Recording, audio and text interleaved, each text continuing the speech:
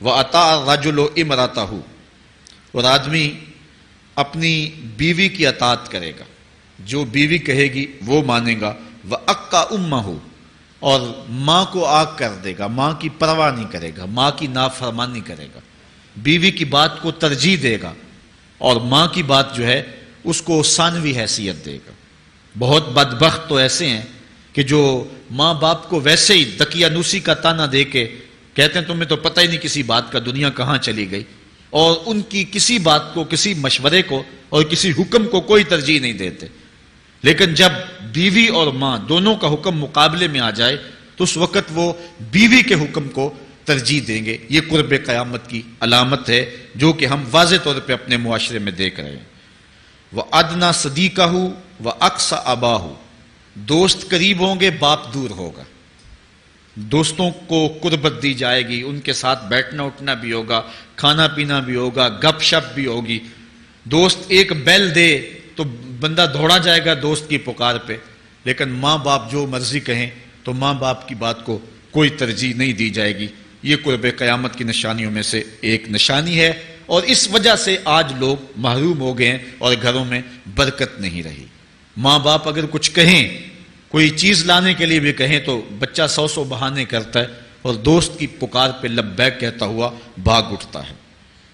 وَظَهَرَتِ الْأَصْوَاتُ فِي الْمَسَاجِدِ، مسجدوں میں لڑائیاں ہوں گی، مسجدوں میں جو ہے وہ آوازیں بلند ہوں گی لڑائیوں کی، ایک دوسرے سے الجھاؤ پیدا ہو جائیں گے۔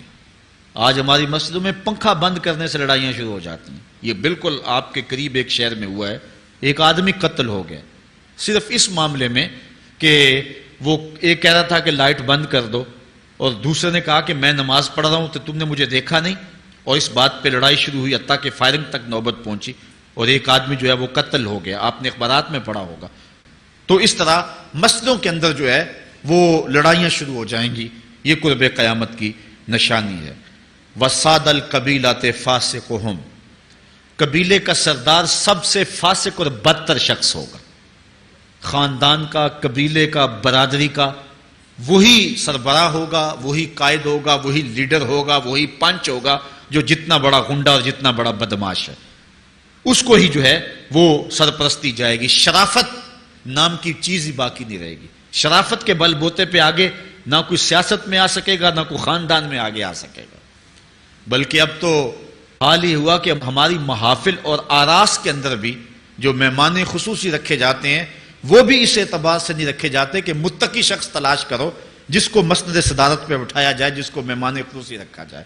اس میں بھی یہ دیکھا جاتا ہے کہ کس کا اثر معاشرے کے اندر زیادہ ہے، چاہے وہ اثر و رسوخ اس نے منشیات فروخت کر کے ہی حاصل کیا ہو، کس کی دولت زیادہ ہے، چاہے اس نے وہ دولت لوگوں کا خون نچوڑ کے حاصل کی ہو، وہی مہمان خصوصی ہوتا ہے محفل نعت میں، چونکہ وہ پیسے زیادہ پھینک سکتا ہے۔ اور ایک غریب آدمی جو کہ تہجد کی نماز پڑھنے کا بھی عادی ہے، اس کو جوتیوں پہ جگہ ملتی ہے، اس کا قصور صرف یہ ہے کہ وہ غریب ہے اور اس کے پاس حرام کی کمائی نہیں ہے۔ یہ حضور علیہ السلام نے نشانی فرمائی اور جو آج ہم اپنی آنکھوں سے دیکھ رہے ہیں۔ وَسَادَ الْقَبِيلَةِ فَاسِقُهُمْ، قبیلے کا سردار جو ہے وہ بدتر اور فاسق شخص ہوگا۔ وَكَانَ زَعِيمُ الْقَوْمِ أَرْذَلَهُمْ، اور قوم کا جو سردار ہوگا وہ قوم کا کمینہ ترین شخص ہوگا، یعنی قوم کا جو سب سے کمینہ شخص ہوگا وہ سب سے اونچی والی مسند پہ بیٹھا ہوگا۔ اور آپ دیکھ لیں، صرف پاکستان میں نہیں پوری دنیا پہ دیکھ لیں کہ ایسا نہیں دیکھ رہے ہم کہ جو بدبخت ہے، جو کمینہ ترین شخص ہے، فلک نے بخشی ہے انہیں خواجگی، جو جانتے نہیں روش بندہ پروری کیا ہے، جن کو اپنے نفع نقصان کا بھی نہیں پتا، اپنے آپ کا بھی شعور نہیں ہے، ہم کون ہیں، کس لیے آئے ہیں، جو مقصد حیات سے بھی آگاہ نہیں ہے، تو وہ قوم کے سردار ہوں گے۔ سیاسی تنظیمیں ہوں یا دیگر تنظیمات ہوں، الا ماشاء اللہ اکثر حال یہی ہے جو اللہ کے محبوب علیہ السلام نے بیان فرمایا، جہاں کہیں بھی شرافت، نجابت اور اچھے لوگوں کو برتری ہے، آہستہ آہستہ وہ کم ہوتی چلی جائے گی۔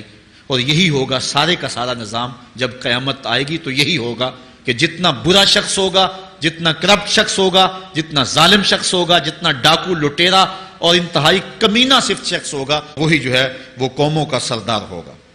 وَأُكْرِمَ الرَّجُلُ مَخَافَةَ شَرِّهِ، اور آدمی کی عزت اس کی شر سے بچنے کے لیے کی جائے گی۔ فلاں بندے سے اگر تعلقات قائم نہ رکھے تو ہمیں نقصان پہنچائے گا.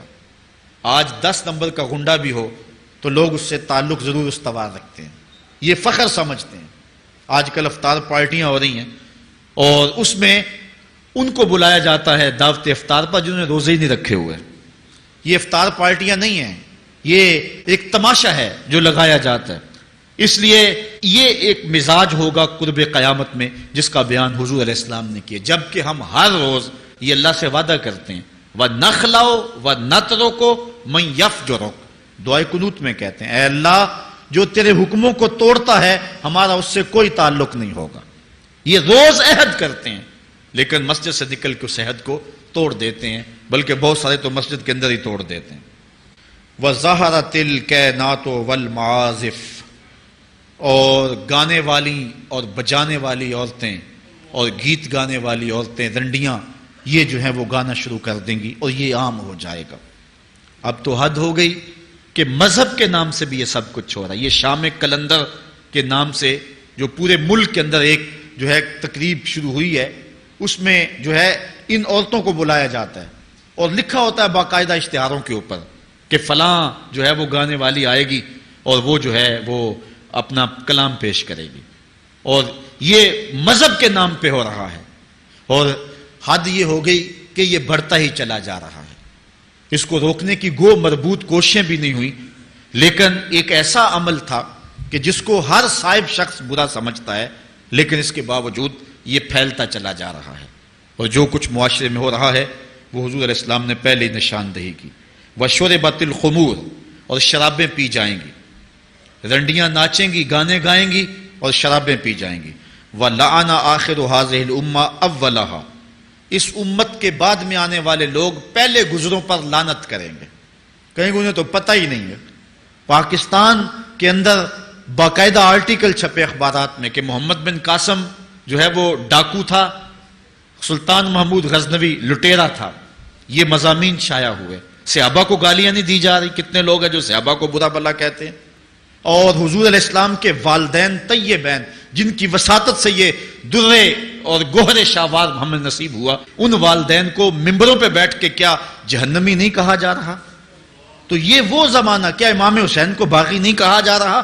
پہلے لوگ اندر داخل ہو کے کرتے تھے اور کتابچے چھاپتے تھے، اب آہستہ آہستہ ممبروں پہ بھی آ گئے اور یہ بات کہی جانے لگی ہے. اس پر باقاعدہ اجتماعات منعقد ہوتے ہیں، اس پہ کہا جاتا ہے. ایک ٹی وی چینل کے اوپر یزید کو جو ہے وہ رحمت اللہ تعالی علیہ کہا گیا، کیا کچھ نہیں ہوا. یہ سب کچھ آپ کے سامنے ہے. یہ حضور نے بیان فرمایا، یہ ہونا تھا. آقا کریم علیہ السلام نے ارشاد فرمایا وہ وقت آئے گا کہ جو آخر والے ہوں گے وہ سمجھیں گے کہ ہم ہی جو ہے وہ دیندار ہیں، ہمیں دین کا ٹھیکہ ہے، اور پچھلوں پر لعنت بھیجیں گے کہ انہیں کیا پتا تھا دین کا.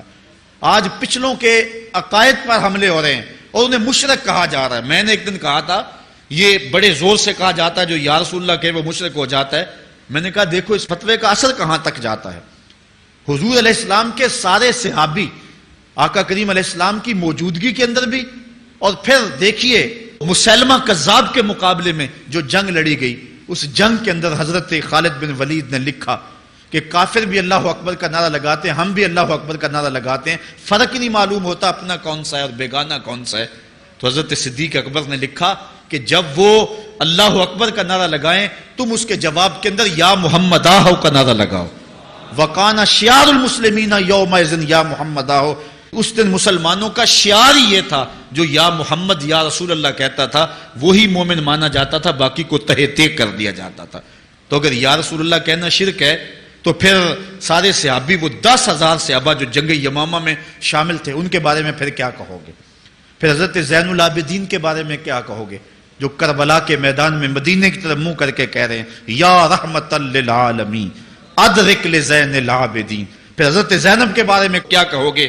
یا محمد آہو یا محمد آہو حاذا حسین مزمل بالدما ہو، جو کربلا میں کھڑا ہو کے کہہ رہی ہیں اے میرے نانا حضور، اے محمد عربی، آپ کے حسین کو دیکھو خون میں نہا گیا ہوا ہے. تو پھر کیا یہ فتویٰ تمہارا کہاں تک پہنچے گا؟ نہ صحابہ بچیں گے، نہ اہل بیت بچیں گے، اور نہ اولیاء امت بچیں گے جنہوں نے کہا تھا یا رسول اللہ انظر حالنا، یا حبیب اللہ اسما قالنا. تو یہ قیامت کی نشانیاں ہیں کہ اگلے جو ہیں وہ پچھلوں پر لعنتیں بھیجیں گے، ان کو برا بلا کہیں گے، صحابہ کو گالیاں، اہل بیت کو گالیاں، نواسب میں کیا کچھ نہیں کیا ہے. اور آج بھی جو دنیا کے اوپر ناسبی ہیں وہ اہل بیت کے بارے میں کیا کیا زبان استعمال نہیں کرتے، حضور کے والدین کے بارے کیا کچھ نہیں کہا جاتا. تو یہ سب کچھ ہونے والا ہے جو حضور علیہ السلام نے بیان کیا، کچھ ہو رہا ہے اور کچھ تم دیکھو گے اپنی آنکھوں کے سامنے. پھر ارشاد فرمایا فَارْتَقِبُوا عِنْدَ ذَلِكَ رِيحًا حَمْرَاءَ وَزَلْزَلَةً وَخَسْفًا وَمَسْخًا وَقَذْفًا وَآيَاتٍ تُتَابِعُ كَنِظَامٍ قُطِعَ سِلْكُهُ فَتُتَابِعُ. فرمایا کہ پھر جب یہ حالات ہوں گے اور یہ پوری طرح حالات معاشرے میں پیدا ہو جائیں گے تو پھر سرخ آندیاں آئیں گی، پھر انتظار کرنا سرخ آندیوں کا. وَزَلْزَلَةً اور زلزلے کا انتظار کرنا، وَخَسْفًا وَمَسْخًا وَقَذْفًا اور دھنسنے کا انتظار کرنا، اوپر سے پتھروں کے نازل ہونے کا اور شکلوں کے بگڑنے کا انتظار کرنا. اور آگے فرمایا وَآيَاتٍ اور ایسی نشانیاں آئیں گی ایک دوسرے کے پیچھے آئیں گی، جس طرح تسبیح کا دھاگا ٹوٹ جائے تو پیدر پہ اس کے دانے گرتے ہیں، تو یہ سارے عذاب جن کا ذکر حضور نے کیا میں مسلسل اوپر نیچے یہ تمہارے تک پہنچیں گے. حضرت انس رضی اللہ تعالیٰ عنہ سے ایک اور روایت لیتے ہیں، حضور علیہ السلام نے ارشاد فرمایا لا تقوم الساعة حتى يتقارب الزمان فتكون السنة كالشهر والشهر كالجمعة وتكون الجمعة كاليوم ويكون اليوم كالساعة وتكون الساعة كالدرمة بالنار. فرمایا جب قیامت آئے گی اتنی دیر تک نہیں ہو سکتی جب تک زمانے مختصر نہیں ہو جائیں گے، زمانے سمٹ نہیں جائیں گے، حتیٰ کہ سال مہینے جتنا ہو جائے گا، اور مہینہ ایک جمعۃ المبارک جتنا ہو جائے گا، اور ایک جمعہ ایک دن جتنا ہو جائے گا، اور ایک دن ایک گھڑی جیسا ہو جائے گا، اور ایک گھڑی ایسے ہوگی جس طرح آگ کا شعلہ جلایا اور وہ بجھ گیا. اور آج آپ دیکھ نہیں رہے کہ دن کتنی جلدی گزرتا. کسی زمانے میں ہم گرمیوں کی چھٹیاں کاٹتے تھے تو گزرتی نہیں ہوتی تھی گرمیوں کی چھٹیاں، لیکن آج آپ دیکھیں یہ دوپہر نہیں گزرتی ہوتی تھی. رمضان المبارک گرمیوں کے روزے جب ہمارے بچپن میں آئے تھے تو دوپہر نہیں گزرتی ہوتی تھی، لیکن آج وہی گرمیاں ہیں، لیکن ادھر سے سورج طلوع ہوتا ہے ادھر سے غروب ہو جاتا ہے. وقت سمٹ گئے، زمانے سمٹ گئے، اور یہ قرب قیامت کی نشانیاں ہیں. خرابی اتنی زیادہ ہوگی.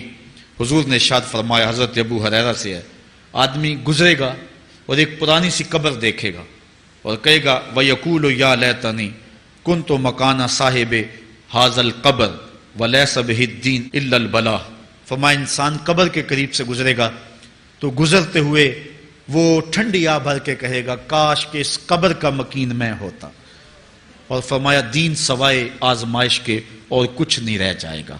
یہ قرب قیامت کی وہ نشانیاں ہیں جو حضور علیہ السلام نے بیان کی. ایک اور نشانی حضور علیہ السلام نے بیان فرمائی کہ قرب قیامت کے اندر دین کا کام بھی درہم و دینار سے ہوگا. اس کے دو مفاہیم ہیں. ایک مفہوم تو یہ ہے کہ دین کا کام کرنے والے بھی پیسے ٹگے کے بغیر جو ہے وہ ایک قدم نہیں چلیں گے. کیا آج 2-2, 3-3 لاکھ روپے نعت پڑھنے کے نعت خواں وصول ہم سے نہیں کر رہے؟ اور آج جو ہے وہ کیا دین کوڑیوں کے عوض بیچا نہیں جا رہا؟ آج گھر نکلنے سے قبل طے نہیں کیا جاتا کتنے اب دو گے، کتنے واپسی پہ دو گے اور کتنے اوپر نچھاور کرو گے؟ دین کیا کوڑیوں کے عوض اور پیسے کے عوض بیچا نہیں جا رہا؟ ایک اس کا مفہوم یہ ہے. اور دوسرا مفہوم اس کا یہ ہے قرب قیامت میں اگر کوئی دین کا کام کرنا بھی چاہے گا تو درہم و دینار کے بغیر نہیں ہو سکے گا. یعنی اس کو ضرورت ہوگی کہ میرے پاس مال ہو، حالات ہوں اور میں دین کا کام کروں. اگر اس کے پاس حالات نہیں ہوں گے تو دین کا کام اس کے لیے کرنا مشکل ہو جائے گا. جس طرح کسی زمانے میں علماء برگد کی چھاؤں میں بیٹھ کے اور لوگ ان کے پاس بھی آ گئے، کوئی وسائل کی ضرورت نہیں تھی، وہ پڑھا سکتے تھے، لوگ بیٹھ گئے. امام محمد بن حسن الشیبانی جب پڑھانے بیٹھے تو آپ کی مجلس میں جو لوگ آ کے سیکھتے تھے وہ تعداد ان کی تو بہت ساری تھی، لیکن جو باقاعدہ آپ کی باتوں کو لکھتے تھے وہ 4000 لوگ تھے. 4000 کلمے اور دواتیں حضرت امام محمد بن حسن شیبانی کی مجلس کے اندر پڑھی ہوا کرتی تھی. اور باقی جو لوگ تھے حضرت غوث اعظم سیدنا شیخ عبد القادر جیلانی علیہ رحمہ، آپ جب تشریف لائے ملا علی قاری نے نزہۃ الخاطر الفاتر فی مناقب شیخ عبد القادر میں لکھا ہے کہ آپ کی ایک ایک مجلس کے اندر 70,000 لوگوں کا اجتماع ہوا کرتا. آج تھوڑے لوگ اکٹھے ہو جائیں تو ہم خوش بھی ہوتے ہیں اور حیران بھی ہوتے ہیں، اتنے لوگ اکٹھے ہو گئے۔ میاں ضرورت ہے لوگوں کی کہ وہ دین سیکھیں، وہ جائیں ایسی مجالس کے اندر، لیکن لوگ سمٹ جائیں گے، نہیں جائیں گے۔ وسائل کی ضرورت ہوگی، وہ برگد کے درخت کے نیچے بیٹھ کر کے بھی لوگ جو ہیں وہ علم کا چراغ روشن کرتے تھے۔ جب لارڈ میکالے نے نصاب تعلیم مرتب کیا اور درس نظامی کو اور جو ہے عصری علوم کو الگ کر دیا، تو یہ علماء ہی تھے کہ جنہوں نے برگد کے درخت کے نیچے، پیپل کے درخت کے نیچے بیٹھ کر کے علم کے چراغ کو روشن رکھا۔ لیکن آج اگر تم ایسا کرنا چاہو گے تو کیا ممکن ہوگا کہ اس چراغ کو تم روشن رکھ لو؟ آج وسائل کی بہر صورت ضرورت ہے، اور آج سے صدیوں قبل علماء نے یہ فتویٰ دیا تھا کہ صدقہ کرنا، زکوٰۃ ادا کرنا یا دیگر امور خیر میں خرچ کرنا بڑا نیکی کا کام ہے، لیکن سب سے بڑا نیکی کا کام اس دور کے اندر آج سے قبل علماء نے فتویٰ دیا تھا کہ دین کے طالب علموں پہ خرچ کرنا ہے۔ ان پہ اگر خرچ کریں گے تو یہ وہ ایک ایسا موقع ہے کہ جس سے آپ جو ہے وہ حقدار تک حق بھی پہنچا لیں گے اور اس سے دین کو بھی تقویت